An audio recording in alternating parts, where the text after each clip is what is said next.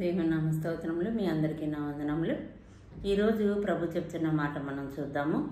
లూకా సువార్త 11వ అధ్యాయము 9వ వచనము. అడుగుడి, అటువలే మీరును అడుగుడి, మీకు ఇయ్యబడును, వెదకుడి, మీకు దొరకును, తట్టుడి, మీకు తీయబడును. మనము ఈ వాక్యము మనకు తెలిసిందే కదండి. అడుగుడి, మీకు ఇయ్యబడును, వెదకుడి, మీకు దొరకును, తట్టుడి, మీకు తీయబడును. అంటే మనము మొదటి 2 విషయాలు కాదు కానీ 3వ విషయం వరకు ప్రభు మాట్లాడి ఉన్నారు. తట్టుడి, మీకు తీయబడును అంటే మనము తట్టుచూ ఉండాలి. ఏమి తట్టాలి అని అంటే మన యొక్క సమస్యలను మనం తట్టుచూ ఉండాలి. ఇది నాకు సంబంధించినది కాదు, ఇది నేను దీంట్లో ఉండవలసింది కాదు, దేవుడు నన్ను ఇలాగున నియమించలేదు అని మనం దాన్ని గ్రహించుకొని సమస్యలు మనము తట్టుచూ ఉండాలి. మనం ప్రార్థనలో అడుగుతాం, ప్రభువా మాకు సహాయం చేయండి, పలానా అవసరత ఉంది అని మనము ప్రార్థన చేస్తూ ఉంటాము. అయితే ప్రభు ఏం చెప్తున్నారంటే సమస్యల్ని తట్టమని చెప్తున్నారు, సమస్యలతో మాట్లాడమని చెప్తున్నారు. ఎలా మాట్లాడాలి అని అంటే ప్రభు చెప్పారు బైబిల్ గ్రంథంలో, ఎవరైతే పేదవాడిగా ఉన్నారో వారు ఏమనుకోవాలంట, నేను ధనవంతుడను. ఎవరైతే బలహీనులుగా ఉన్నారో వాళ్ళు అనుకోవాలంటే నేను బలవంతుడను. అలాంటి ప్రార్థన మనము చేయాలి. మనం సమస్యను చూసి దాని ప్రకారముగా మనము ప్రవర్తించకూడదు. ప్రభు ఏం చేశారు, గాలిని చూసినప్పుడు గాలిని గద్దించి అది నిమ్మల మగును అని చెప్తే అలాగున జరిగింది. ఆ గుడ్డివాడిని చూసినప్పుడు ఇతడికి స్వస్థత కలుగును అంటే అలాగున జరిగింది. శూన్యంలో ప్రభువు భూమిని ఆకాశమును కలుగునుగాక అంటే అది జరిగింది. వెలుగు కలుగునుగాక అంటే చీకటిలో వెలుగు కలిగింది. అంటే ఏమి కలగాలి, ఏమి జరగాలి అనుకుంటున్నారో ప్రభువు దానిని మాట్లాడి ఉన్నారు. ఆ యొక్క సమస్యల వైపు చూడలేదు, దాని కొరకు ప్రార్థన చేయలేదు. మనము కూడా అటువంటి విధానంలోనికి రావాలి.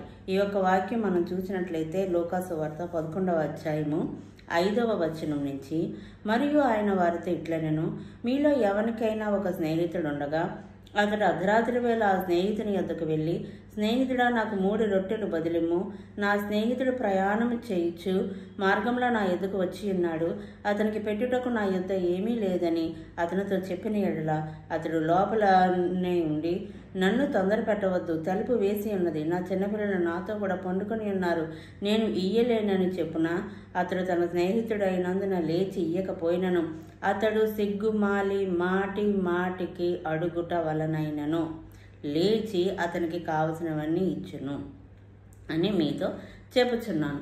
మన ప్రభువు మనం పదే అడగాలని ఆయన మనల్ని కోరుకోవటం లేదు. పదే ఆయనను నన్ను ఎక్కువసార్లు అడిగితేనప్పుడు నేను ఇస్తాను అని ప్రభు ఎక్కడ మనకు అటువంటి సందర్భాలు ఇక్కడ మనము చూడలేదు. ప్రభు దగ్గరకు వచ్చిన వారందరూ కూడా ఒక్క మాటే, ప్రభువా నేను స్వస్థపడాలనుకుంటున్నాను అని కుష్ఠరోగి వచ్చి, ప్రభువా నన్ను శుద్ధుడిగా చేయండి, స్వస్థపరిచారు, శుద్ధుడిగా చేశారు. గురుడివాడు అన్నాడు, దావీదు కుమారుడు నన్ను కరుణించండి, అలాగే అని ప్రభు కరుణించారు. పక్షవాయు గలవాడిని తీసుకొచ్చినప్పుడు ప్రభు ముట్టి స్వస్థపరిచారు. ఆయన చేసిన అద్భుత కార్యాలు మనం చూస్తే ఆయన ఎక్కువగా అతన్ని ప్రభువారిని అడిగితేనే నేను చేస్తానన్నట్లుగా ఏ ఒక్క సందర్భంలోనూ మనం చూడము. అయితే మనం మాటికి చెప్పాల్సింది ఏంటి అని అంటే సమస్యలతో మనము చెప్తూ ఉండాలి.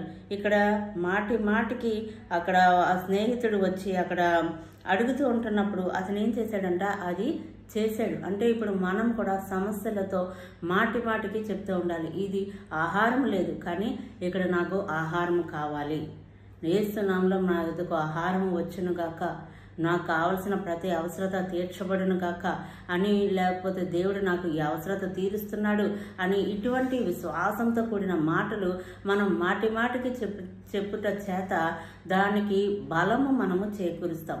మనం ఏ మాటలు చెప్తామో ఆ యొక్క పరిస్థితికి బలము చేకూర్చబడుతుంది.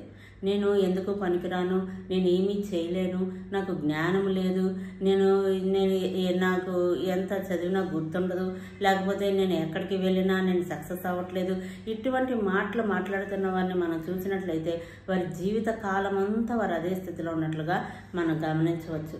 నేను ఎక్కడికి వెళ్ళినా నేను సక్సెస్ అవ్వను, నాకు అచ్చురాదు, ఇలాంటి మాటలు పలికే వారిని మనం చూస్తే వారు ఇప్పుడు కూడా వారి జీవితంలో ఎటువంటి ఆశీర్వాదము పొందుకున్న వారుగా ఉండరు. ఎటువంటి వారి జీవితంలో అద్భుత కార్యాలు మనము చూడలేము. అలాగని కాకుండా దేవుడు నాకు సహాయం చేస్తాడని, ఇప్పుడు నా పరిస్థితి బాగోకపోయినా దేవుడు నాకు ఖచ్చితంగా ఒక రోజు నన్ను విడిపిస్తాడు అనే మాటలు మాట్లాడే వారిని కూడా మీరు అబ్జర్వ్ చేయండి. ఖచ్చితంగా వారు ఒక రోజున దీవెన పొందుకొని ఉంటారు. చాలామంది ఈ విషయాలు తెలియక ఇంకా నా భర్త మారడు, నా భార్య మారదు, నా పిల్లలు మారరు, ఇటువంటి మాటలే ఎక్కువగా తట్టుచా ఉంటారు. ఇటువంటి మాటలే ఎక్కువగా ప్రస్తావిస్తూ ఉంటారు. ఎక్కువగా అవే చెప్తూ ఉంటారు. అవే చెప్పడం ద్వారా వారి జీవితంలో అవే వారు పొందుకుంటున్నారు. కాబట్టి దేవుని వాక్యం మనకి ఏమని సెలవిస్తుందంటే, మనం ఏ విషయాలు తట్టాలి అంటే సమస్యలు మనం తట్టుచూ ఉండాలి. మాటి మాటికి మనం చెప్తూ ఉండాలి. మనకు పరిస్థితులు కనిపిస్తున్నప్పుడు వెంటనే మనం ఏం చేయాలన్నమాట, ఇలాగన జరగదు, దేవుడు నాకు సహాయం చేస్తాడు, నన్ను ఈ పరిస్థితుల నుంచి బయటికి తీసుకొస్తాడు, ఆర్థిక పరిస్థితుల్లోంచి దేవుడు నన్ను విడిపిస్తాడు, కుటుంబ సమస్యల నుంచి దేవుడు నన్ను విడిపిస్తాడు, మాకున్న అనారోగ్యాల నుంచి దేవుడు మమ్మల్ని తప్పిస్తాడు, నా జీవితము బాగుపడుతుంది, నేను ఆశీర్వదింపబడిన వాడను, నేను ఒక ఉన్నతమైన స్థితిలో ఉండటం దేవుని ఉద్దేశము, నేను ఆరోగ్యంగా ఉండటం దేవుని చిత్తము, అదే నా జీవితంలో జరుగుతుంది. ఇటువంటి మాటలు మనం ఎక్కువగా మాట్లాడుతూ ఉంటున్నప్పుడు అది మన యొద్ద నుంచి, అది ఏ పరిస్థితి అయినప్పటికీ దాన్ని మన దగ్గర నుంచి దేవుడు తీసివేస్తూ ఉంటాడు. మనం అటువంటి ప్రార్థన జీవితంలోనికి మనము రావాలి. మనం చూసినట్లయితే దావీదు గొలియాతు ఆ యొక్క పోర్షన్లో మనం చూసినట్లయితే దావీదు ఎలా మాట్లాడతాడు, గొలియాతు ఎలా మాట్లాడతాడు. గొలియాతు ఏమంటాడు, నేను చంపేసి ఆకాశ పక్షులకు నీ యొక్క శరీరము నేను ఎగరవేస్తాను అంటే దావీదు కూడా అదే మాట చెప్తాడు. నేను నిన్ను చంపేసి ఆకాశ పక్షులకి నిన్ను ఎగరవేస్తాను అంటాడు. అలాగే అక్కడ ఉన్నప్పుడు కూడా దావీదు అనేకులు యొద్దకు వెళ్ళి అడుగుతూ ఉంటాడు, ఈ గొలియాతుని చంపితే ఏ బహుమానం ఇస్తారని అనేకుల దగ్గరికి వెళ్ళి మాట్లాడుతూ ఉంటాడు. అదే జరిగింది. ఎక్కువగా అతను ఏది ఆలోచించాడో, ఎక్కువగా ఏది చెయ్యగలనని అనుకున్నాడో అదే అతని జీవితంలో నెరవేర్చబడింది. మనం ఇంకొక మాట కూడా మనం చూసుకుందాము. లూకాసు వార్త 18వ అధ్యాయము మొదటి నుంచి చూద్దాము. వారు విసుకక నిత్యము ప్రార్థన చేయుచుండవలననుటకు ఆయన వారితో ఈ ఉపమానము చెప్పాను. దేవునికి భయపడకయు మనుషులను లక్ష్య పెట్టకయు ఉండు ఒక న్యాయాధిపతి ఒక పట్టణంలో ఉండెను. ఆ పట్టణంలో ఒక విధవరాలును ఉండెను. ఆమె అతని యొద్దకు తరచుగా వచ్చి నా ప్రతివాదికిని నాకును న్యాయము తీర్చునని అడుగుచూ వచ్చెను. గాని అతడు కొంతకాలము ఒప్పకపోయాను. తర్వాత అతడు, నేను దేవునికి భయపడకయు మనుషులను లక్ష్య పెట్టకయు ఉండినను ఈ విధవరాలు నన్ను తొందర పెట్టుచున్నది గనుక ఆమె మాటికి వచ్చి గోజాడుకున్నట్లు ఆమెకు న్యాయము తీర్చునని తనలో తాను అనుకునెను. మరియు ప్రభు ఇట్లనెను, ఆ న్యాయస్థుడైన ఆ న్యాయాధిపతి చెప్పిన మాట వినటి దేవుడు తాను ఏర్పరచుకొనిన వారు దేవారాధులు తన గురించి మొర్రపెట్టుచుండగా వారికి న్యాయము తీర్చడా, ఆయన వారికి త్వరగా న్యాయము తీర్చును. ప్రభు మనకి త్వరగా న్యాయము తీర్చడానికి సిద్ధంగా ఉన్నారు. మాటికి మనము మన సమస్యలను ఎత్తిపెట్టవలసిన అవసరం లేదు. కానీ మాటికి ఆ సమస్యలను మనము తట్టుచూ ఉండాలి. ఇక్కడ అన్యాయస్తుడి దగ్గరికి వెళ్ళి మాట్లాడితేనే పైన ఉన్నది, విసుకక నిత్యము ప్రార్థన చేయుచుండాలని చెప్పి ఏం చెప్పారన్నమాట. ఆ విసుకక చేసే ప్రార్థన ఎలా ఉండాలంటే మాటికి మనము తట్టుచూ ఉండాలి దాన్ని. ఈ యొక్క అన్యాయస్తుడైనప్పుడు అంటే ఒక అన్యాయమైన పరిస్థితిలో మనం ఉండిపోయినప్పటికీ మనము ఈ పరిస్థితి నుంచి బయటికి రాలేము అని, విడిపించబడలేము అనే ఒక ఇబ్బందికర పరిస్థితి అయినప్పటికీ మనం ఎలా ఉండాలన్నమాట, దీంట్లో నేను న్యాయం పొందుకోవాలి, దీంట్లో నేను జయము పొందుకోవాలి అని మనం కాంప్రమైజ్ అయిపోకుండా మన పరిస్థితులను బట్టి మనం దాన్ని జయించేవారముగా మనం ఉండాలి. మనం అనేకుల జీవితాలు చూసినట్లయితే వారు ఎలా ఉంటున్నారంటే కాంప్రమైజ్ అయిపోతున్నారు.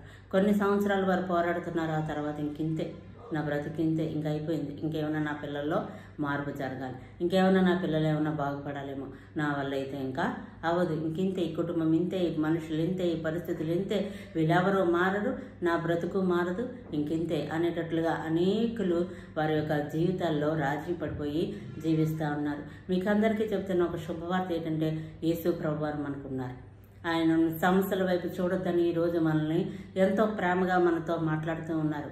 సమస్యల వైపు చూడొద్దు, నా కుమారుడా, నా కుమార్తె, దాన్ని మీరు తట్టండి, అవి మీ యొద్ద నుంచి తీసివేయబడిపోతాయి. మీరు నన్ను అడుగుతున్నారు కాబట్టి నేను వాటిని మీకు ఇస్తాను. మీరు వెతుకుచున్నారు కాబట్టి అది మీకు దొరుకుతుంది. అయితే మీరు ఈసారి తట్టడం కూడా ప్రారంభించండి అని ప్రభు ఈరోజు మనందరితో మాట్లాడుతూ ఉన్నారు. మనము తట్టాలి, ఆ సమస్యలను మనము కాంప్రమైజ్ అయిపోకూడదు.